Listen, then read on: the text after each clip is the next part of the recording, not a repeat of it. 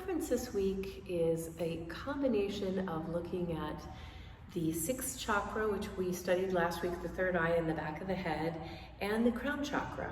And so I picked up where we left off on this beautiful and very important conversation on death.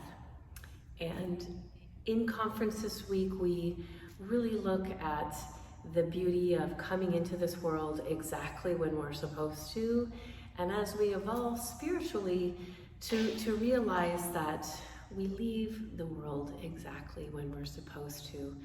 And that knowing that and trusting in that and having that faith means that everything in between that first breath and our last breath becomes the quality of our life, and that everything in this life, when we're spiritual beings in human bodies, is about the lessons and the messages and our life's purpose. And so I've used a couple different Sufi poems and some of my favorite quotes to use as inspirations on this topic.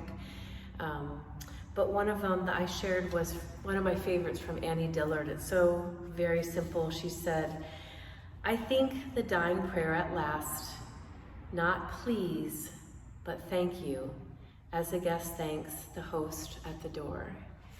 And when I really sit with this quote and these words, I think, yes, when I take my last breath, I want to be like, not, oh my gosh, hold on, please, please, please, can I, but rather just a big thank you. What a great life. Thank you, this was an amazing life.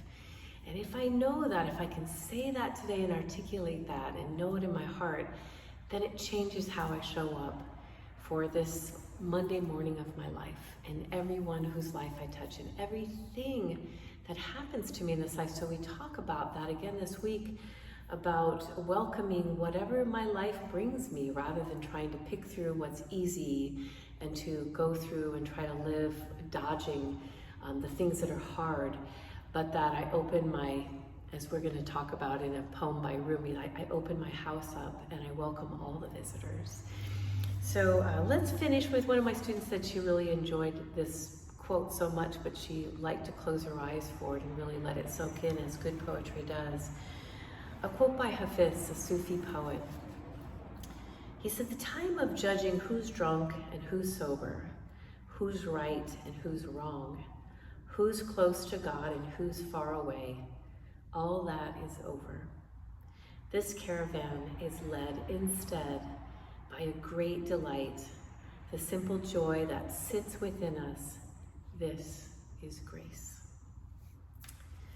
And I share this because the seventh chakra, if you're reading Anatomy of the Spirit with me, as Carolyn describes this beautiful chakra, the crown at the top of our head, where we evolve into being in this material world, but in a way that's connected to everything spiritually. She said that this particular chakra is our grace bank account. And join me for a conference. You can always just listen to it as an audio for a beautiful teaching and discussion on the quality of how we show up and live our lives with strength and with grace.